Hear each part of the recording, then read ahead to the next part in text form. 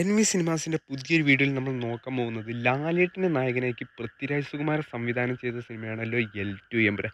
ഇപ്പോൾ ഇതാ 14-ാം ദിവസമായ ബുധനാഴ്ച ദിവസത്തെ കേരള പ്രീസെയിൽ കളക്ഷൻ അപ്ഡേറ്റ് ആക്കപ്പെട്ടിരിക്കുകയാണ്.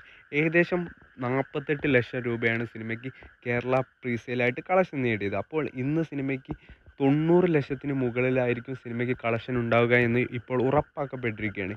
കേരളത്തിൽ ആദ്യമായിട്ടാണ് സിനിമയ്ക്ക് 1 കോടിക്ക് താഴെ കളക്ഷൻ വരുന്നത്. അതേപോലെ തന്നെ ടോട്ടൽ കേരള കളക്ഷനായിട്ട് സിനിമ 82 കോടി മറികടന്നിരിക്കുകയാണ്.